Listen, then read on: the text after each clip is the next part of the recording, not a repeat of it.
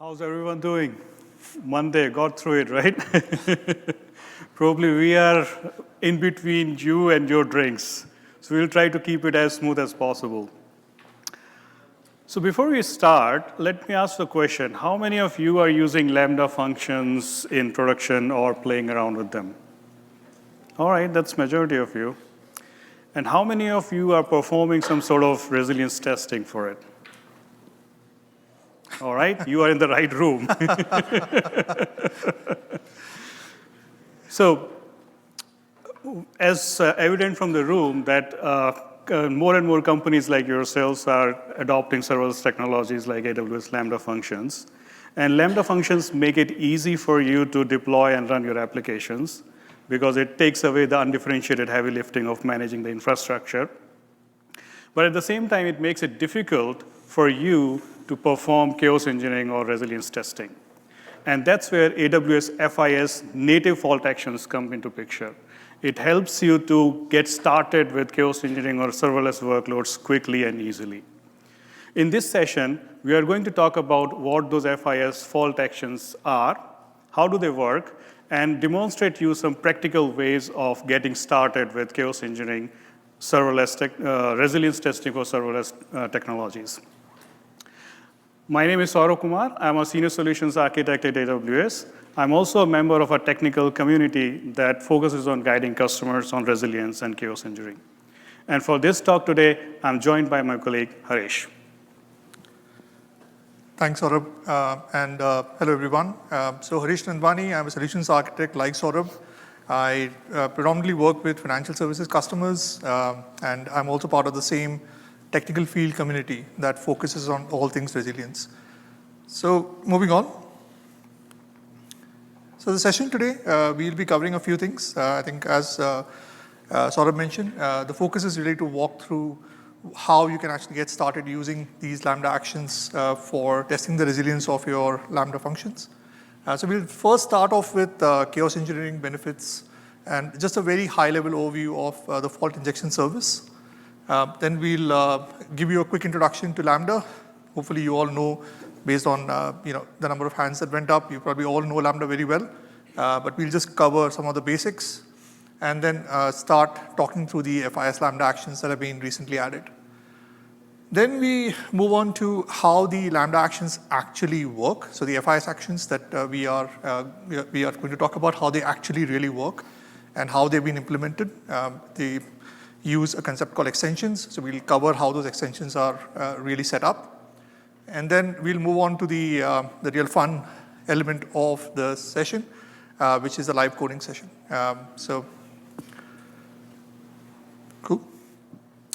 So chaos engineering, again, I think we asked the question already, but in terms of using chaos engineering or having heard of chaos engineering, can I have a quick show of hands on how many people here know the term or even better have used it to implement chaos engineering? Brilliant, okay, what? A few hands, that's really positive to hear. A couple of years back, I'm sure I would have had a pretty silent room to that question. Chaos engineering as an approach is actually getting quite popular. And the approach is about experimenting with your system to basically build confidence that when things go wrong, your system can actually sort of survive, in fact, even address any challenges and get back to normal as soon as possible.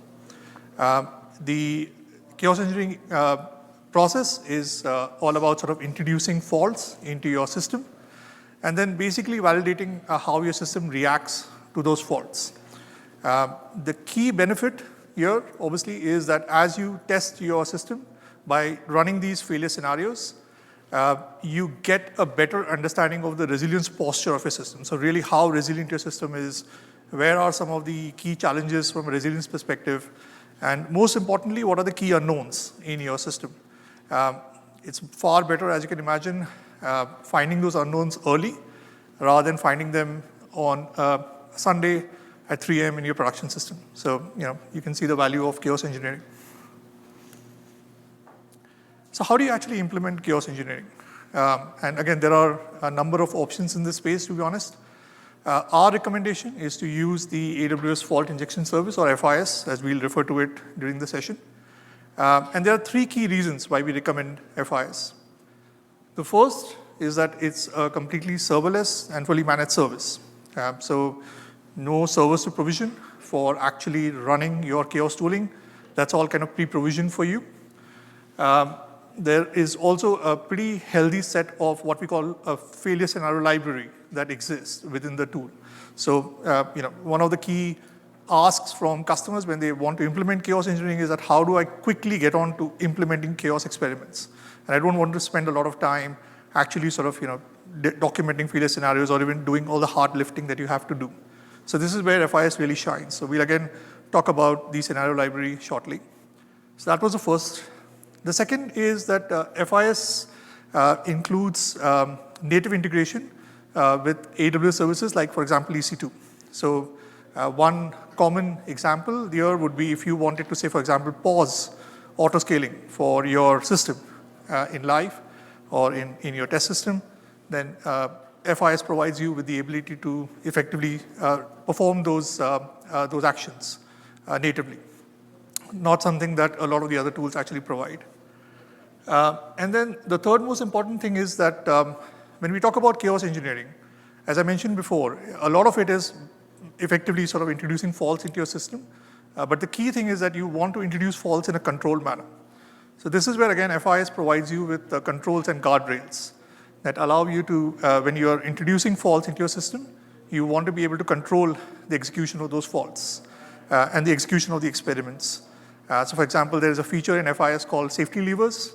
So when you run an experiment, and if the experiment actually does far more than what you thought it would, you can actually pull that safety lever and all the experiments that are running will get stopped.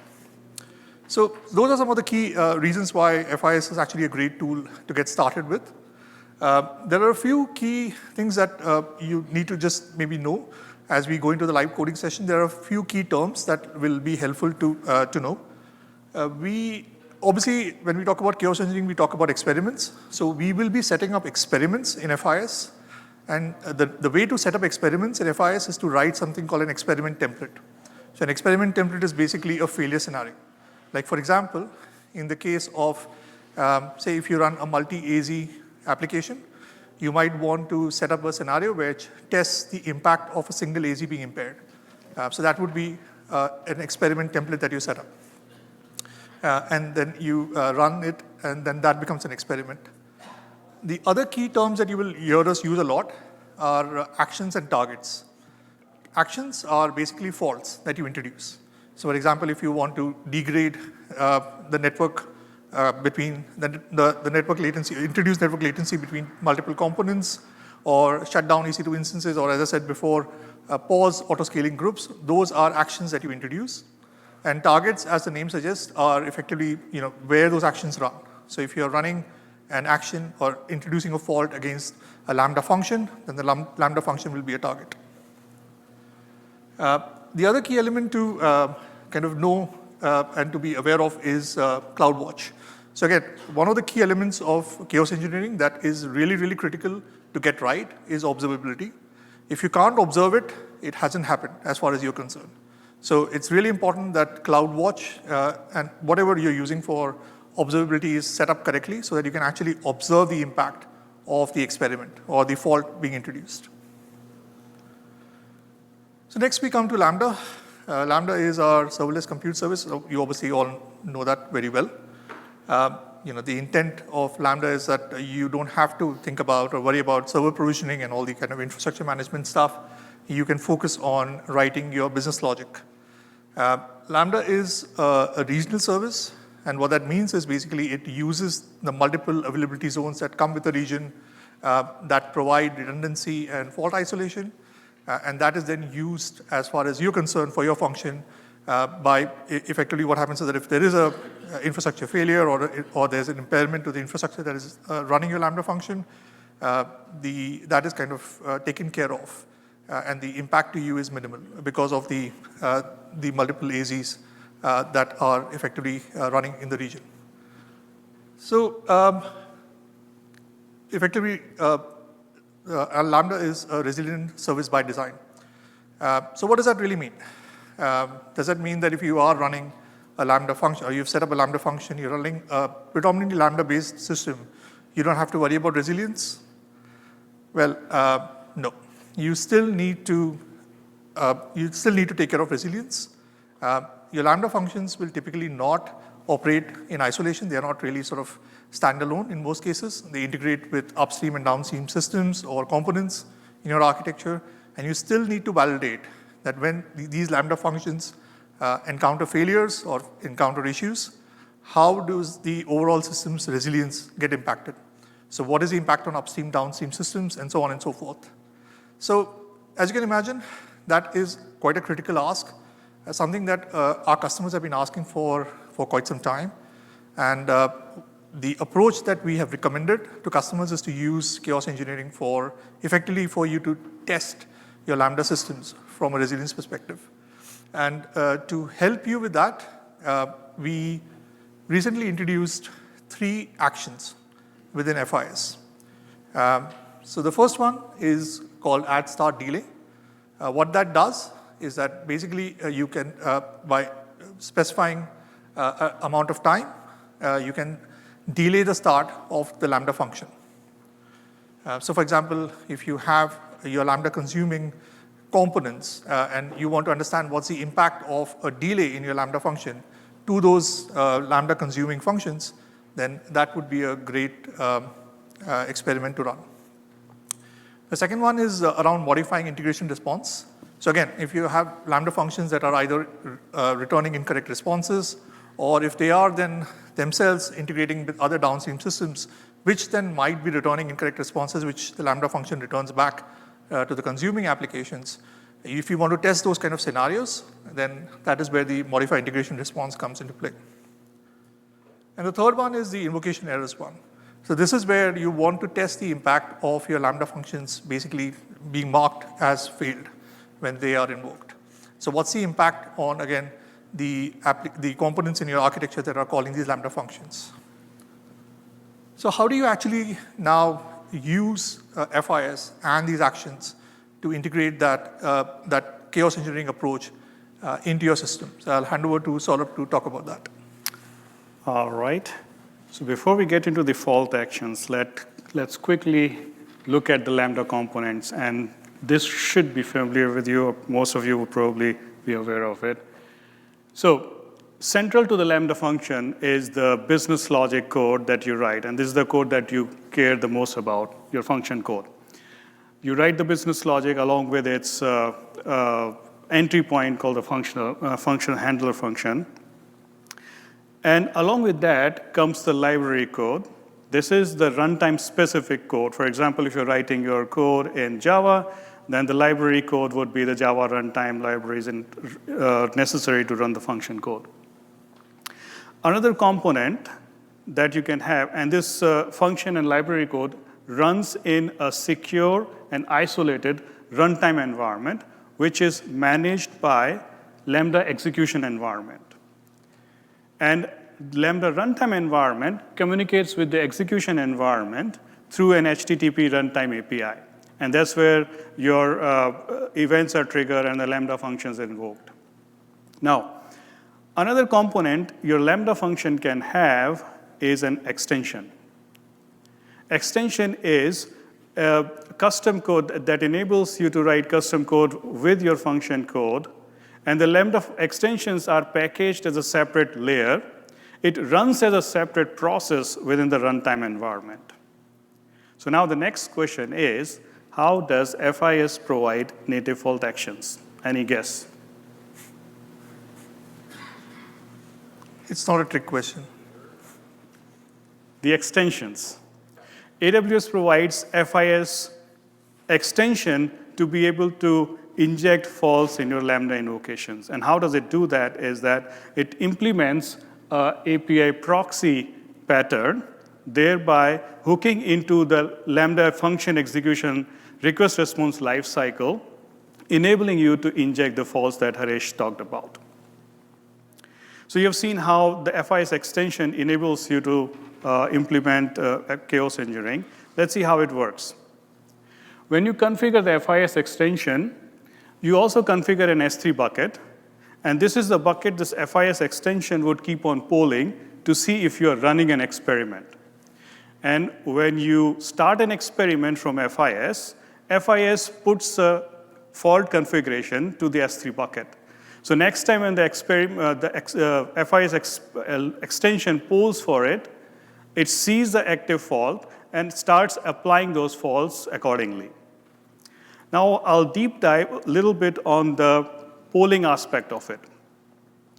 So when you are not running any fault for Lambda functions, the normal life cycle is that the runtime would initialize the extension, followed by initializing the runtime itself, followed by initialization of the function. When all of the initializations are successful, then your Lambda function would be invoked one or multiple times. And this is where no faults are being injected. And when there are no more events, the shutdown would happen in reverse order. Now, when the FIS extension is initialized, it starts a timer. It starts a timer which polls the S3 bucket to see if you're running an experiment. It sees that there is no experiment being run, then it sets the timer on slow poll mode, which is 60 seconds by default.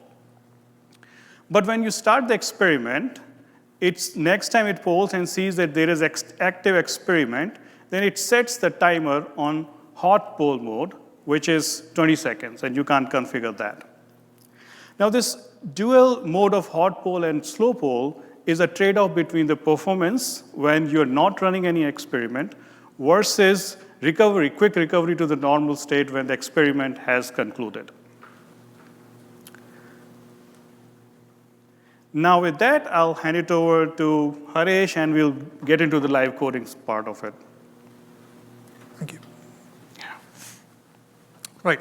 So what we'll do as part of the live coding session, part of the session, is that we'll first walk you through the app architecture that we'll use for demonstrating the use of Lambda FIS actions. Then we'll walk you through the CDK code.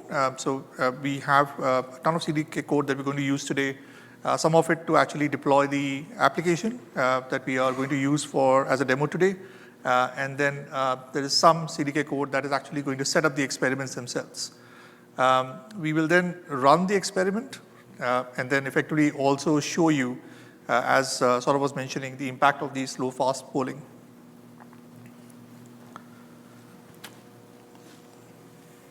Sorry, switch. Demo? Yeah. Okay. Can people right at the end see clearly what's on the screen? Okay. Please let me know if it's not visible. So what you have here is the CDK code that we mentioned we'll walk through, but first I'll quickly go through the architecture. The architecture is pretty straightforward, to be honest. All we've done here is set up a DynamoDB database, a few tables, and then there is a set of Lambda functions that are accessing and running CRUD operations on the DynamoDB table. Then you have a set of APIs hosted on API gateway, which is then accessed by an external consumer. The intent here is not to focus too much on the application itself, but on FIS, so that's why the application is as simple as it is. So that's the bottom half of the application. What you see at the top is, try this. So the top half here is all that is required for the FIS experiment. So there is the S3 bucket that Saurabh mentioned, and then we'll kind of cover some of how that is set up. Right. I think I might sit. Okay. So getting into the code then, there are two stacks that we have today.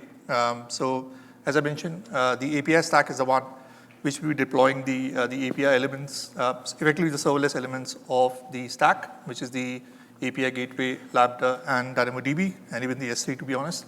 And then there is the other part of the stack, which is the FIS experiment part of the stack, which will be deploying the FIS experiments. So first, to go through the API code. Again, a lot of the code that we'll show you here is pretty standard stuff. So we'll not be walking you through every line of code. That's probably not a great use of your time. we'll kind of just focus on the key elements of the code that are necessary for setting up FIS and running the FIS experiments. So to start off with, first up is the serverless API.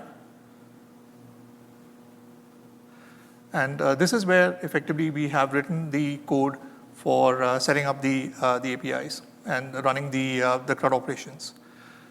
The key element we wanted to point you towards are these parameters that you set up for each of the Lambda function that you want to run an FIS experiment against. So ignore the first two. Those are for effectively the Lambda to access the DynamoDB table. But the next four are really the key ones. So starting off with the FIS, AWS FIS configuration location. So that is, again, as sort of mentioned, S3 effectively acts as the in-between between FIS and your Lambda function.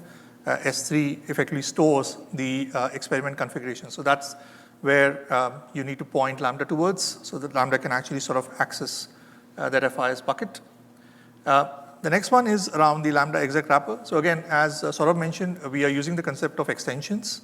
And what you need to specify there is the location of a wrapper script that we have, that we provide, that basically bootstraps the extension. The FIS extension, again, as Saurabh mentioned, runs in its own process. You might want to measure elements of how the extension itself is performing. So that's beyond how the Lambda function is performing. So you might want to understand how the extension is performing. So there are, again, metrics that can be emitted from the extension. And for enabling that, we set that AWS FIS extension metrics to all. And then finally, the slow poll interval.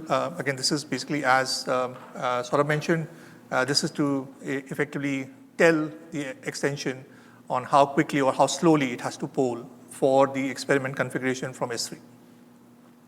So those are some of the key elements there. Moving on to the next bit of the stack. This part of the stack effectively deploys. This is the CDK code to actually do the deployment of the Lambda function. Again, I won't go through all the hundreds of lines of code, but this particular bit that you see on the screen is of some importance. So there is some code there, which is the key one here. One is called resource tag. So one of the ways you can actually, when you're running experiments in FIS, and you want to basically clearly define which parts of your stack you want to run the experiments on, you can use the concept of tags. So you can basically tell FIS that only target Lambda functions which have a specific tag. So that's what we are doing here. The second one is the Lambda layer ARN. So again, as Saurabh mentioned, because we're using the concept of a managed extension that we have provided, you need to point Lambda towards the extension. So the ARN there is the location of the extension code. That is defined here. So this is the location of the Lambda layer ARN or the extension code. As you can see, it's actually an ARN that is pointing to a specific account and a specific region. You'll be happy to know that not every code you run in every region needs to point to US East 1. Effectively, you will have a version of this in every region you run. And then you have the tags. So as I mentioned before, you have the tag name that you want the FIS experiments to target and the value that you will want to use. So these are some of the key elements of the stack that we wanted to just explain to you. Now, the stack, if we deploy it in runtime, that is now, takes about 4 to 5 minutes. Again, in the interest of time, what we have done is we have pre-deployed the stack. So let me go to the AWS console and show you the output of the stack being deployed.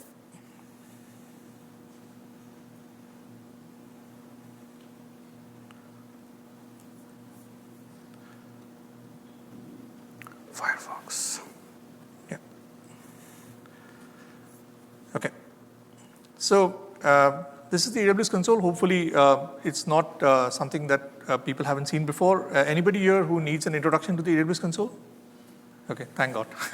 That's pretty useful. So going back to the stacks, then the stacks that we have here. So we have the API stack. So once the CDK code is deployed, it's going to deploy the APIs. Let's quickly look at a couple of things again.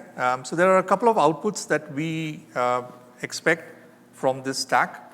The first one is the CloudWatch dashboard ARN. So again, what we do as part of the FIS experiments is that when we run the experiment, we also generate reports. Again, we'll show that to you when we run the experiment. And the report can actually use outputs from a CloudWatch dashboard to then effectively demonstrate the impact of running the experiment. So that's the ARN that it'll use. And then the FIS bucket ARN, again, this is the, we've created an S3 bucket and we are going to pass the ARN for that to the FIS stack or the experiment stack. The resources that this has generated, these are all the resources that have been generated. So again, the bucket and so on and so forth.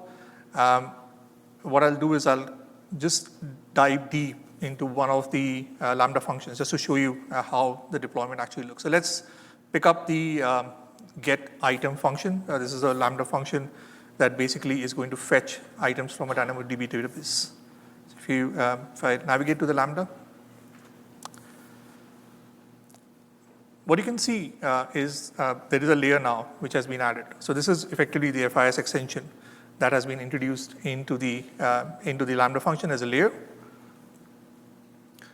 Let's also look at a few of the parameters that we have set up. So let's navigate to the environment variables. So again, as you can see, these are all the configurations that we were introducing in the code. So there is the FIS configuration location, which is the location to the S3 bucket where FIS will copy the experiment configuration. You have then the extension metrics. We've set it to all, so it will actually generate a ton of extension metrics from the extension. The slow polling interval, and then the Lambda exec wrapper, and so on. So effectively, the Lambda now is set up with all that needs to be set up to be ready to accept a fault introduction from FIS. The last thing I think I'll show is maybe the CloudWatch dashboard. Yeah. Okay, so.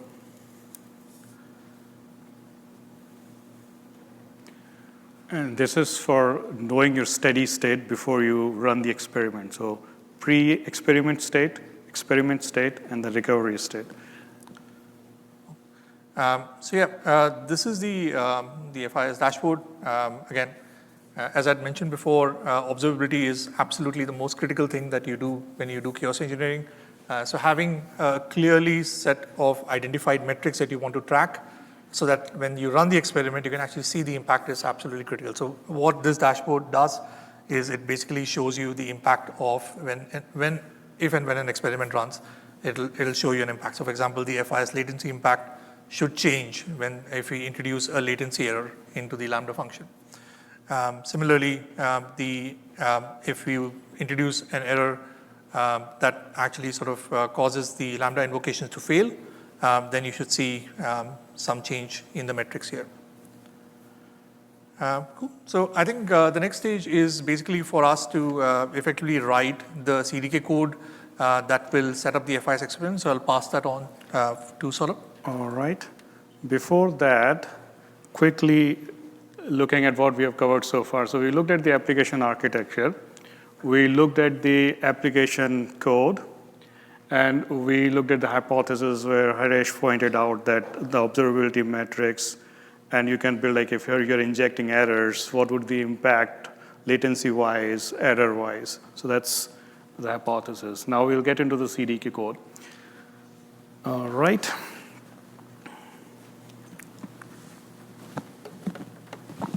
What happened? What happened?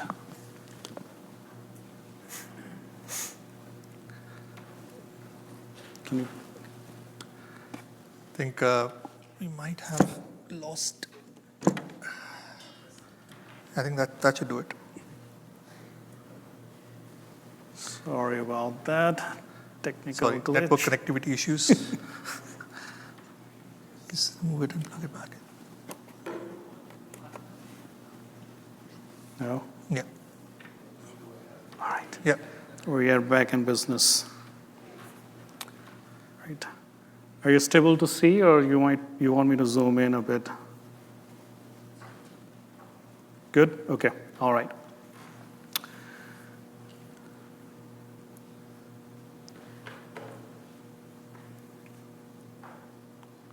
So here, the piece of code that I'm going to show you is a CDK stack written in Java.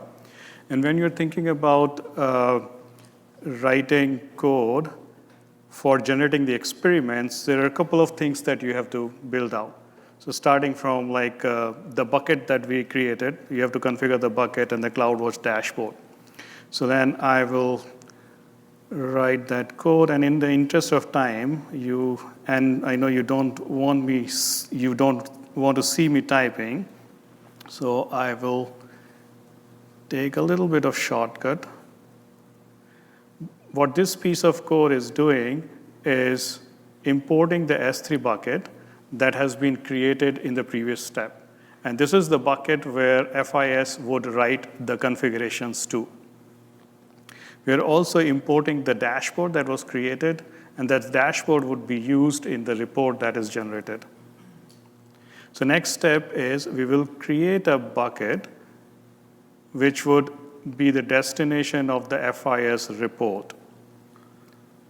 And sorry, we're not trying to confuse you folks, but there are two buckets here. One bucket is used by the FIS to effectively share or send the experiment configuration. And then the second bucket is used again by FIS, but for storing the reports that it generates when you run an experiment. Right. So with those two things done, now we are going to create some policies. And these are the policies that your FIS needs to be able to run that experiment on your behalf. And I'm going to walk you through what these are.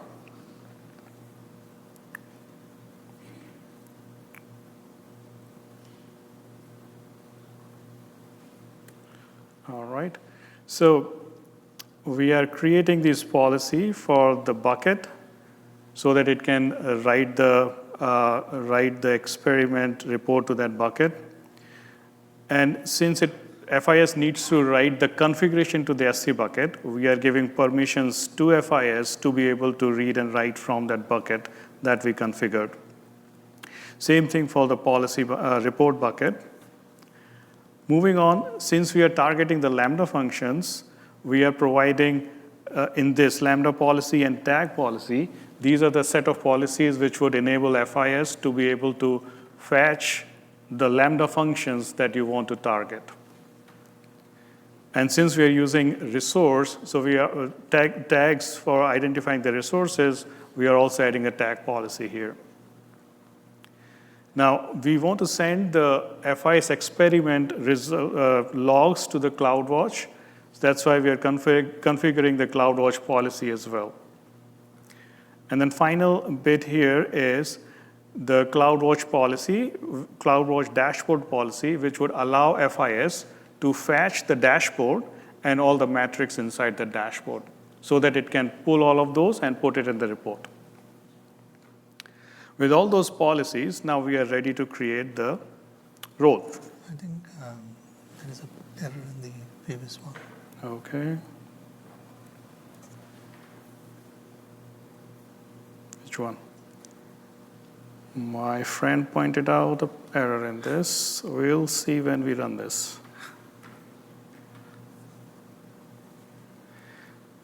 Live coding has its advantages, disadvantages, I guess. So bear with us, please.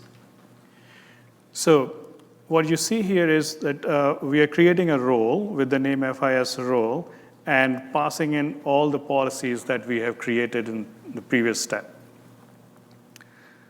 Now comes the part where we are creating the experiment template for it.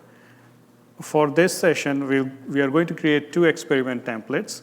One is going to create experiment template which would inject the startup delay of 2 seconds for 5 minutes to all Lambda invocations for all the functions which are tagged with the specific value.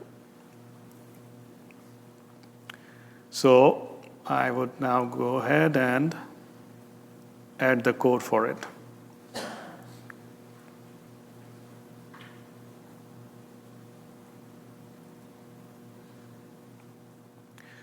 So I'll walk you through the key components of it.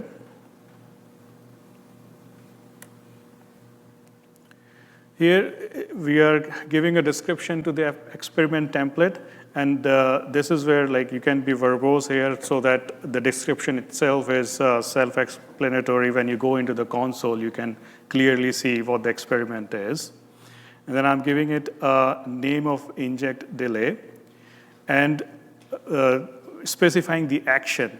Action here is the invoke add delay. This is one of the actions that Harish walked us before. And then a couple of parameters here. Startup delay, what is the amount of delay that you want to inject? So in this case, we are injecting 2 seconds of delay. For how long? For 5 minutes. This PT5M parameter specifies the duration you want this fault to be injected. So any invocations during that time would see this delay.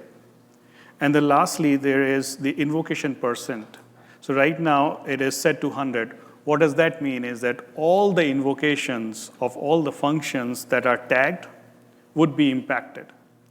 But if you don't want this all or nothing kind of experience, you can set a different value, say 50%. So it would be more sporadic, and you can see a different behavior of your application. And then moving on to the target. So target is what Lambda functions do you want to impact? So the resource type is Lambda function because we want to impact the Lambda functions. And we want to impact the Lambda functions which are specified with this specific tag value. And lastly, the selection is all. So all Lambda functions. Again, you can specify if you want certain percentage of Lambda functions to be impacted here. And this last bit of section here in this experiment template is configuring the report. So we are specifying what is the report bucket, where it should go, and what is the CloudWatch dashboard that we want to integrate in this report. And here we are specifying what is the duration of the pre-experiment state, which is your steady state, and the experiment state, and after that, what is the duration of the post-experiment state. Think of it as a recovery state when your experiment has concluded, how quickly your system goes back to its normal state. So with that, this particular experiment template is ready. So now, similarly, I'm going to add code for adding the Lambda invocation error.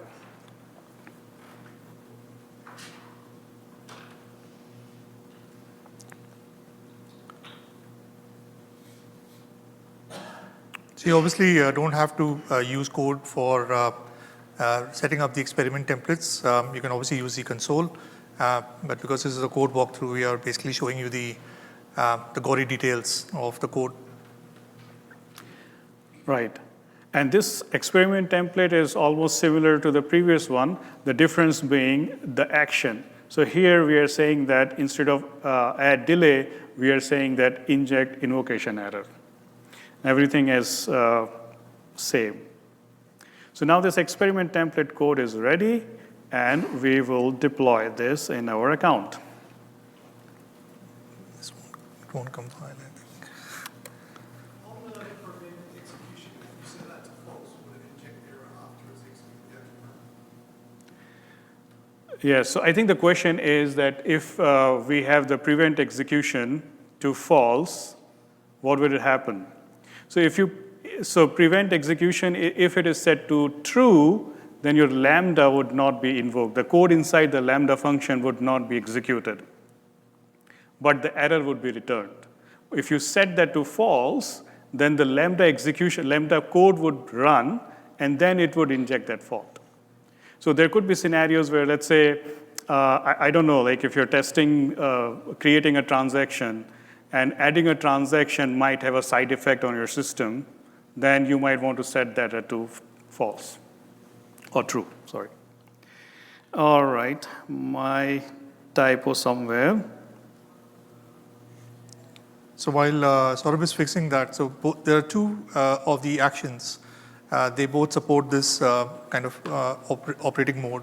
So both the invocation error and the one which returns integration responses.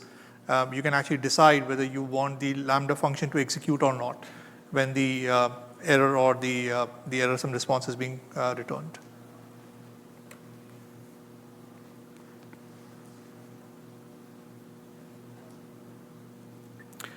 Sorry, it tells me that I already specified FIS role. Hopefully I covered that.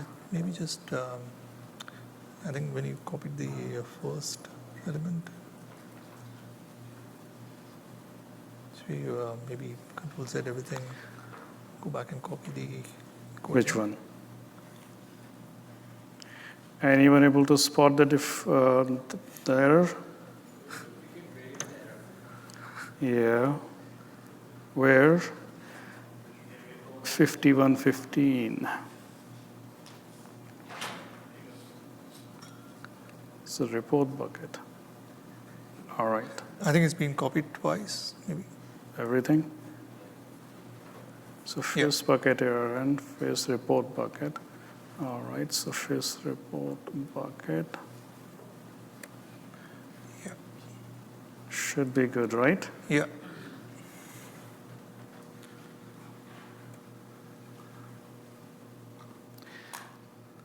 This is the fun of live coding. All right, so now the stack is being deployed.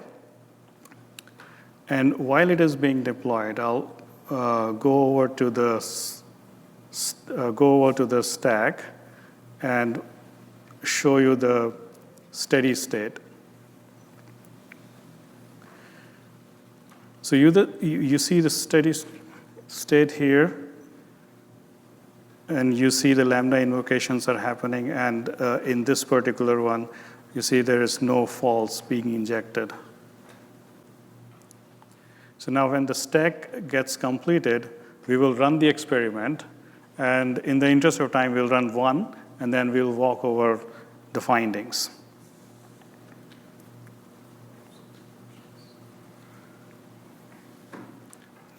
Any questions in the meantime?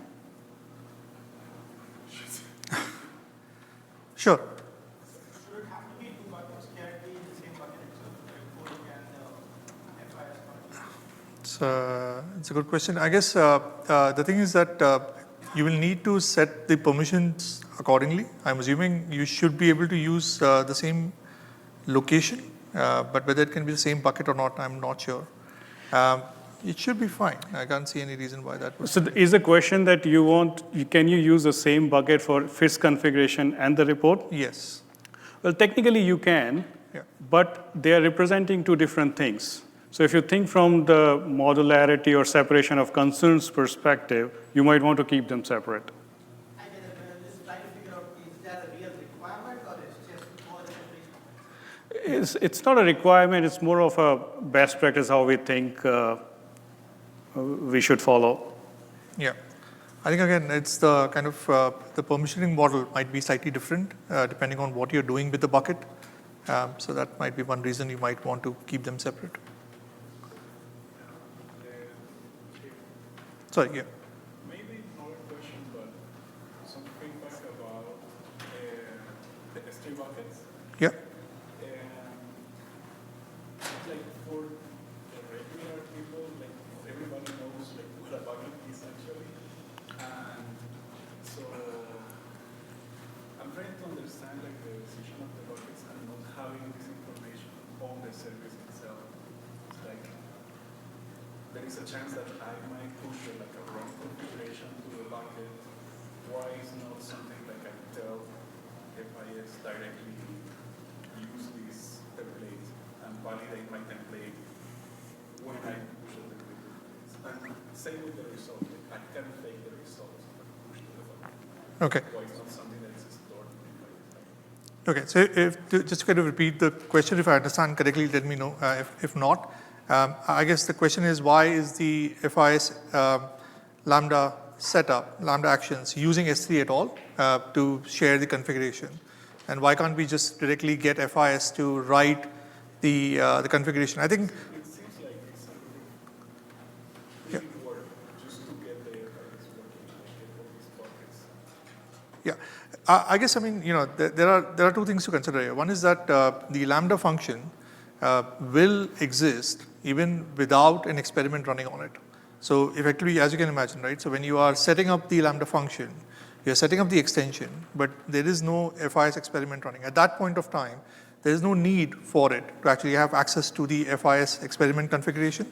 It's only when you're running the experiment through FIS, that is when the configuration needs to be shared with the FIS extension. So that might be the reason. I mean, we can confirm with the service team on what was the specific sort of thinking around that. Yes, so if I understood the question correctly, why you have to configure an SC bucket? The reason is that the extension code is written by AWS, but the experiment would run in your account. So when an experiment is running in your account, there needs to be a place where it can, put the configuration, and that can be used by the extension. So that's why. Yeah. So maybe that's a feature request that we will take it back with our service team. Yeah. All right. So the stack is deployed, and this is the stack which I'm showing for invocation error. I'll walk you through a couple of key pieces here. So the action itself, as we specified in the code, duration is 5 minutes, 100% invocation, and let's look at the targets. So here we specified all Lambda functions which are tagged with a specific value. Now in this generate preview, you can actually look at the resources which would be impacted when you run this experiment. So think of it as another pair of eyes or safety net where you can look at the resources and see something that you don't want to impact. For example, for whatever reasons, you didn't want to impact the create item function. So by generating this preview, you can go back and change the tags on those functions accordingly. Then we talked about the report configuration. So here we are specifying the report destination where the report would go, and along with the CloudWatch dashboard that it would take the metrics from.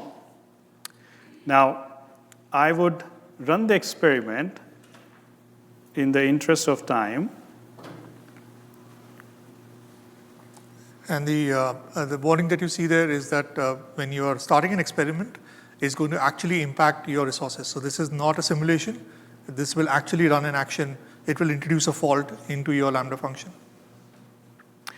And while it is running, I'll walk you through a sample report. So the report would look similar to it. It would have the experiment ID and template ID and the details about when it ran and which account and what region. It would also have the timeline if you're running multiple faults in a sequence or in a combination. In this case, we just had one, so it doesn't look any differently. You'll just see one experiment there. And then it also has, and this is the dashboard which we were talking about. So you see the filled out area here. This region is the duration where the Lambda faults were actually injected. This is the experiment duration. To the left of it is the steady state, which is the pre-experiment state.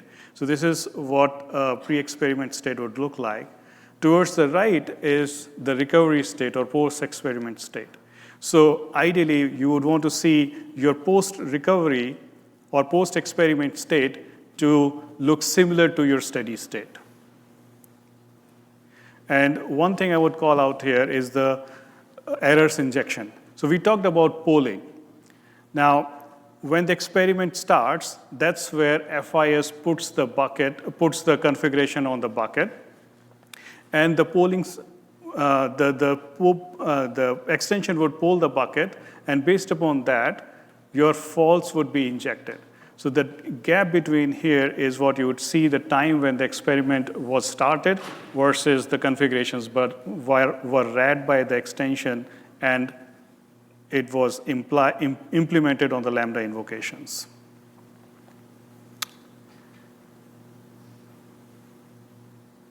right, I think we covered the experiments, we covered the report, we covered that.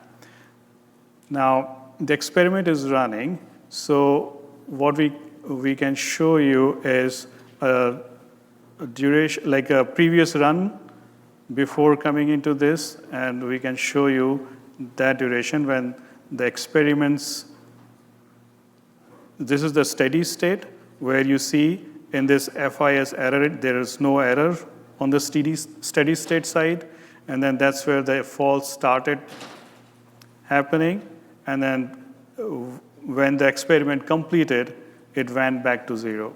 And this is what you can see here. So this is what your lambda duration was, and this is the experiment state, and then it's going back to the steady state. Now, going back to the polling aspect of it,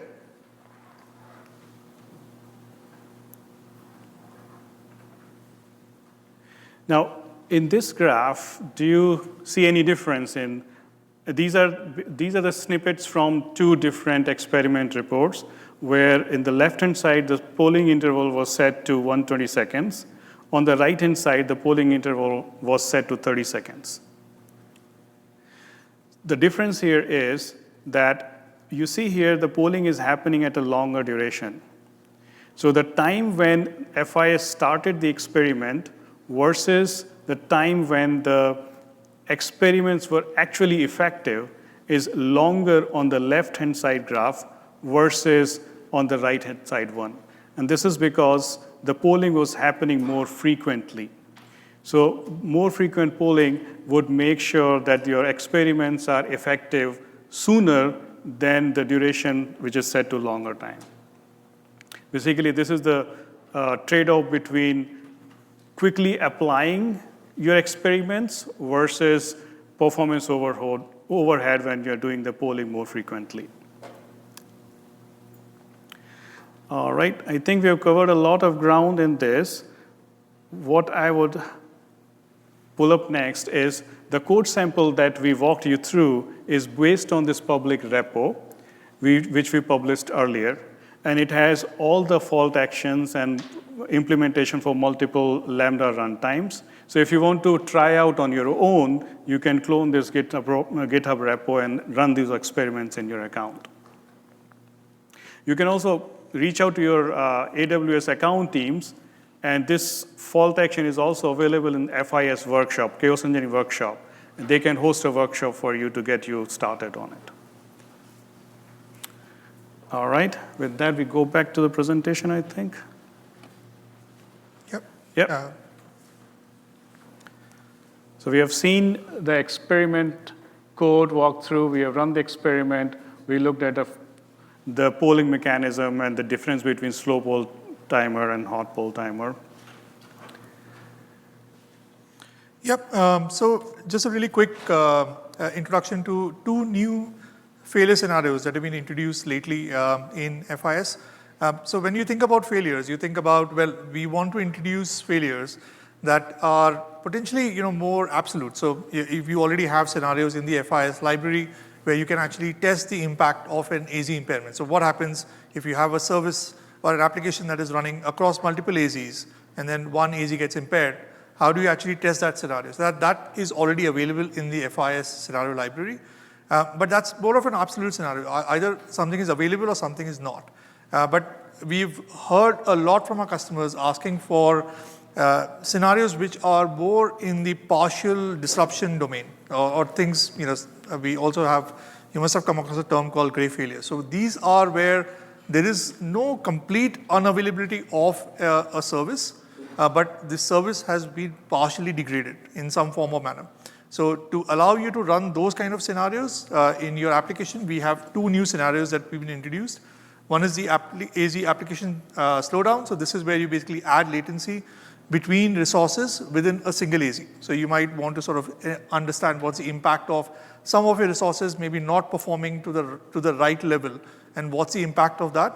And then the second one is where you want to understand if there is maybe packet loss between an application that is deployed across multiple AZs, and there is packet loss between the components if they are interfacing or they are interacting between AZs. So for that, again, you have the cross-AZ traffic slowdown scenario. Again, we're happy to sort of point you towards more detailed documentation on those scenarios if you want us to. This is, again, the FI scenario library. We did not go through that in detail today, but you can find the scenarios there in the FI scenario library in the AWS console. Yeah, I think we are pretty much there. There are a few more QR codes for you. So a lot of what we spoke about in terms of chaos engineering, the benefits of chaos engineering, and the kind of testing you can do throughout the lifecycle of your application is covered in the AWS lifecycle framework, right on the left-hand side. And then there are, for example, if you want to look at fault isolation boundaries, which is an important concept for you to understand when you're designing a highly available application, then you can look at fault isolation boundaries. Multi-region fundamentals, again, if you have applications that are deployed across multiple regions, then understanding how you actually ensure they're resilient can be found in the multi-region fundamentals. And FIS now comes under the Resilience Hub webpage. So if you want to understand more about what features are available within FIS, then you can navigate to the Resilience Hub webpage. CloudOps. Yeah, lastly, drop by in AWS Village, drop by CloudOps Kiosk, and we have a resilience booth there where you can have more one-on-one demos and don't miss out on the swag there. Cool. Right. So thank you, folks. I guess doing a code walkthrough, looking at a ton of FIS code is perhaps not the last thing you want to do on a day. But I hope, and we hope you found the session useful. A lot of the code is as Saurabh said, already available. If you want to kind of play around, please do access the QR code that Saurabh shared before. If you have any questions, please come along and ask us now, or we are available throughout the week, and we'll be also there at the CloudOps kiosk. So please come and ask us any questions you might have. Yeah, once again, thank you. And we have 2 minutes for questions, and then we can take more questions in the hallway. Yep. Yeah. So the Lambda layer has a version, as in hardware is a version 2.2, right? Yes. So it's going to be a pain in the ass because it's currently quite limited. You have to always go to the latest one, or how does it work? So I think if I understand the question correctly, is the fact that when we are specifying the ARN, it's to a specific version of the Lambda extension. I don't believe it points to a specific version, though, actually. Sorry. So if we go back to AWS console, and there's a FIS extension documentation that we can pull up too. So when you're specifying the layer, where is it? So I think maybe what you're trying to understand is how do you actually remove the maintainability challenges with once a new version comes along, right? Yeah, that's a good question. So again, like there is a public documentation on it, the Lambda function, the latest extension version. Well, that's something you'll have to test out and make sure that it is not interfering in your Lambda function execution. But it's a good question. We are happy to take that away. Yeah. Yeah.